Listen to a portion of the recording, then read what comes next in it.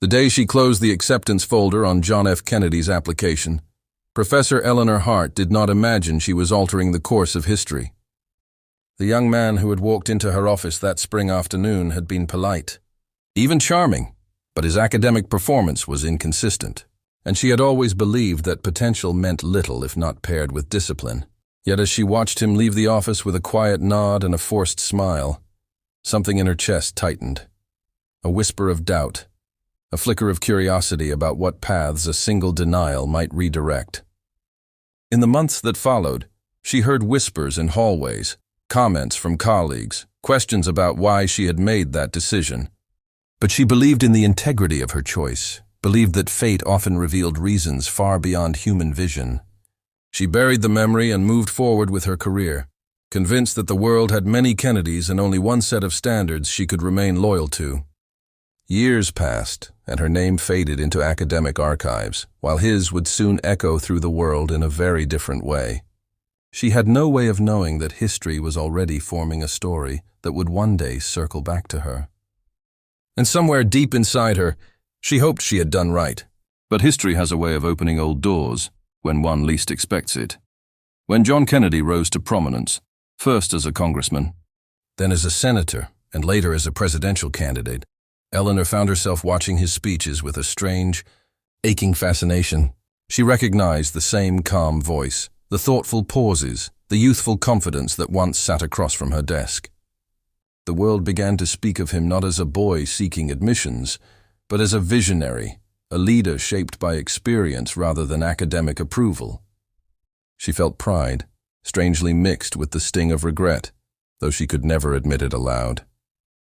Her colleagues never forgot the story, and though they did not blame her, some gazes lingered too long, full of unspoken assessments. She carried the weight quietly, refusing to let it overshadow her worth. Yet some nights, she replayed that interview in her mind, wondering whether her decision pushed him harder or wounded him deeply. The television flickered his face across her lonely living room, and she traced the edges of his confidence with her eyes. She wondered if he remembered her at all, or if she was merely a forgotten footnote in a far greater narrative. And still, life moved on, though something inside her never fully settled. When Kennedy was elected president, the celebration echoed around the world, but Eleanor remained still in her small home, staring at the screen with tears she could not fully explain. Pride and remorse intertwined like vines around her heart, each emotion fighting for dominance. She packed away the old admissions records in a drawer, but she did not need documents to recall the clarity of that moment years ago.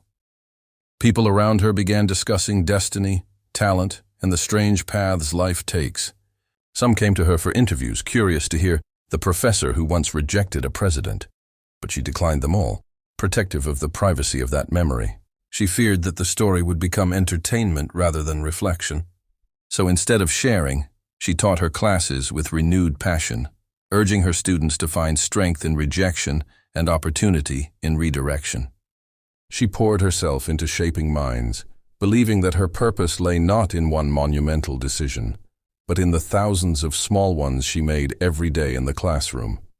Yet the question lingered, silent but constant. What path had she truly altered, his or her own? And could one ever know which direction was the intended one?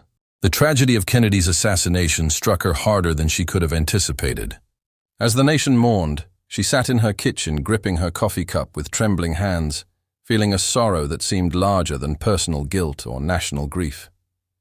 It was as if the possibility of closure had vanished in one echoing gunshot. She thought again of the boy in her office all those years ago, the way hope had flickered just behind his eyes. She wondered if there had been something she might have said, something to encourage him more gently, to guide without denying. The world spoke of legacy, sacrifice, and unfinished dreams, and she listened to each word with a quiet ache that settled deeper each day. She attended lectures, listened to historians, read articles, but none could answer what she could not speak aloud. The world had lost a leader. She had lost a chance at redemption she never pursued, and in the silence left behind, she found herself reconsidering everything she once believed about fate and purpose. Yet she understood. Life continued, in its imperfect, unanswered way. Years slipped by, and Eleanor retired from teaching with little ceremony. Her home grew quiet, her days filled with gentle routines and memories she spoke to no one.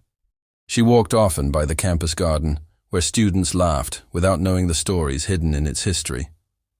She imagined alternate realities sometimes, ones in which Kennedy had sat in her classroom, perhaps even thanked her in a commencement speech, or left with new insights born from their shared academic journey. But she knew imagining was a fragile indulgence, one that offered no true comfort. Instead, she kept a picture of him now, not from when he was a president, but from the early days, before the fame, the weight, the expectations. It reminded her that everyone begins somewhere uncertain. She gardened, she read, she brewed tea beneath the morning sun. Life no longer required grandeur, it asked only acceptance. And slowly, she learned to offer herself the forgiveness she had long withheld. One snowy winter morning, she received an unexpected letter. It was from a former student, now a professor himself, writing to tell her how deeply her teachings had shaped him. He mentioned her insistence on integrity, her belief in effort over reputation, her conviction that every decision held weight. He thanked her for seeing potential where others saw imperfections. The words warmed her in a way nothing had in years, because they reminded her that her influence was not measured in famous names, but in countless unseen transformations. She realized then that she had been holding her story to one moment, one decision, when her true legacy was scattered across thousands of lives. The letter sat open on her table, sunlight falling across the ink like blessing. She closed her eyes, breathed deeply, and felt something long locked inside her begin to soften. The world was bigger than one regret, and she had been part of its growth all along. Inspired, she began volunteering at a local community center, teaching evening classes to adults seeking second chances at education. These were people who had lived, struggled, and fought their way to her classroom, not for prestige, but for hope. She listened to their stories, felt the weight of their uncertainties, and offered patience instead of judgment. For the first time in years, she felt fully present, connected, alive. She spoke not of rejection but resilience, not of mistakes, but of the power to choose again. In their eyes, she found the redemption she once thought she needed from history. These students reminded her that a life could still expand, even when one believed their impact had already been written. And work that nourishes is not measured by fame, but by the quiet growth of human spirit. Word of her classes began to spread, not with fanfare, but through the quiet gratitude of those she helped. People spoke of her as kind, wise, patient in a way the world rarely witnessed anymore. Some students learned to read.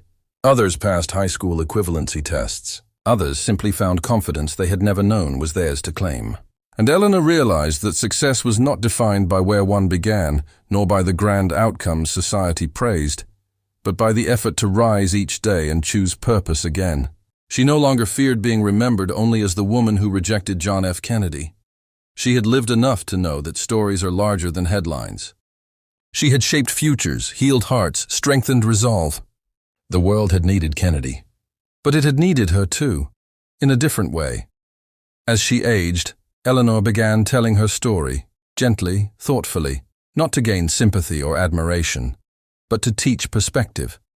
She explained that rejection does not define a life's worth, either for the one denied or the one who decides. She spoke of how paths diverge, how fate is rarely a straight line, and how growth often happens in unseen places. Her listeners did not judge her. They learned from her. And in teaching them, she learned to forgive herself fully. The past softened, taking on a golden hue rather than a sharp edge. Her decision had not destroyed a future. Perhaps it had strengthened it. Or perhaps it had simply been one thread among thousands that shaped who he became. She no longer sought the answer. She simply lived with peace. In the end, Eleanor Hart became more than the professor who once rejected a young John F. Kennedy. She became a reminder that every person holds the power to shape the world, not always through grand gestures, but through consistent compassion, thoughtful decisions, and the courage to continue when doubt lingers. She lived long enough to see her legacy reflected in the successes of her students, the joy of those who found new beginnings, and the quiet respect she earned not for one moment but for a lifetime of meaningful ones. And when she finally closed her eyes for the last time, she did so knowing that history remembers more than one story at a time. Some names are known by millions. Others are known deeply by a few. Both in their own way change the world.